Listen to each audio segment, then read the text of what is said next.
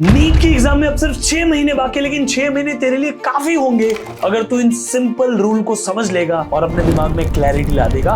Toppers के पास में यही क्लैरिटी होते हैं, वो ये स्ट्रेटेजी, वो स्ट्रेटेजी, ये टेक्निक, ये पोमोडारो टेक्निक, इसके चक्कर में नहीं फंसते। वो सिंपली अपने माइंड को क्लियर रखते हैं, क्योंकि क्लियर माइंड आपको ज्यादा प्रोडक्टिव बनाता है। तो देख, सबसे पहला rule, every day wasted is a year wasted of your precious life. अब सोच के देखो, आप 18 साल की एज में अगर नीट क्रैक करोगे ना, तो 10 साल की जर्नी होती है पूरी मेडिकल प्रिपरेशन की, तब जाके आप एक स्पेशलिटी, सुपर स्पेशलिटी करके निकलते हो।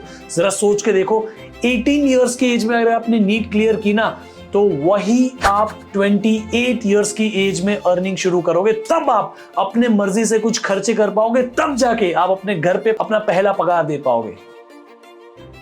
समझ रहे हो?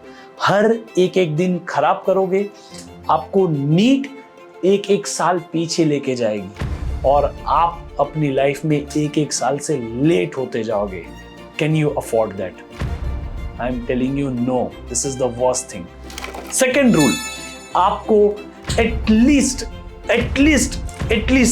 16 घंटे पढ़ना पड़ेगा। अगर आप अभी तक में वीक हो, आपका स्कोर 300-400 के ऊपर नहीं जा रहा है, तो आपको कैसे भी करके अब 16 घंटे पढ़ना शुरू करना पड़ेगा। यानी कि आपको अपने आप को ये 6 महीने पूरा झोंक देना है नीट में, दिन रात पढ़ाई करनी पड़ेगी, आपको उतना मेहनती बनना पड़ेगा। नंबर 3, अपने सिलेबस को ट्रैक करना पड़ेगा आपको। इसीलिए मैं ये सिलेबस ट्रैकर देना चाहता हूं, जिसमें आप ट्रैक करो कितने चैप्टर्स आपको आते हैं, कितने नहीं आते, कितने आपके पढ़ के हो चुके हैं, कितने प्रैक्टिस करके हो चुके हैं, कितने की टेस्ट देके हो चुकी है, कौन सा आपका स्ट्रेंथ है, कौन सा आपकी वीकनेस है। अगर आपको ये पता होगा तो आपकी प्रिपरेशन इजी होती जाएगी। आपको पता है कि कितना आता है, कितना नहीं आता है, कितना नहीं आता है, कितना करना है, तब आपके लिए सिंपल हो जाएगा। आपके दिमाग में वो कियोस नहीं होगा और आपको लाइफ सिंपल लगेगी। नंबर 4, आपको अपनी स्टडी साइकिल ऐसी रखनी है, आपने कुछ सीखा, प्रैक्टिस की, टेस्ट दी, टेस्ट के बाद में रुकना नहीं है, टेस्ट के बाद एनालाइज करना है, उसमें आप अपनी गलतियां पता करो, अपनी वीकनेस पता करो, उसको इंप्रोवाइज करो, फिर वापस सीखो, वापस प्रैक्टिस करो, वापस टेस्ट दो, वापस अपनी गलतियां पकड़ो, अपनी वीकनेसेस पकड़ो, वापस उसको इंप्रोवाइज करो। यही साइकिल में आपको पढ़ाई करनी है और ये आपको रोज करना पड़ेगा, हर टेस्ट के बाद एनालाइज करना पड़ेगा। 5th वन, नीट एक एग्जाम आपका गोल नहीं है। आपको नीट में रेस्ट अश्योर्ड होना है तो आपको नीट के पहले 100 बार नीट देनी पड़ेगी। आपको दिसंबर के बाद रोज एक मॉक टेस्ट देनी ही पड़ेगी, कैसे भी हो जाए। 2 बजे से 5 बजे इज योर नीट टाइम, ताकि आप इन मॉक टेस्ट के थ्रू प्रिपेयर करते रहो, इन मॉक टेस्ट के थ्रू प्रैक्टिस करते रहो, इन मॉक टेस्ट के थ्रू अपना स्पीड बढ़ाते रहो।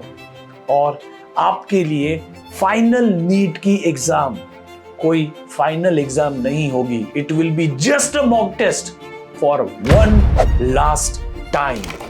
ओके, एंड अगर आप यहां तक रुके हो तो एक बोनस पॉइंट है आपके लिए। आप सीरियस हो तब भी आप इस पॉइंट ऑफ टाइम तक रुके हो, इसीलिए I believe in you, you should believe in yourself that you deserve to be the best doctor across the country. ये नीट की एग्जाम सिर्फ एक छोटा सा पड़ाव है पूरी अपनी एमबीबीएस मेडिकल की जर्नी का। ये एग्जाम पूरी लाइफ नहीं है, इसके बाद लाइफ शुरू होने वाली है। तो आप तैयार हो जाओ बहुत मेहनती बनने के लिए, तब जाके आपको सही तरीके से लाइफ जीने का मौका मिलेगा।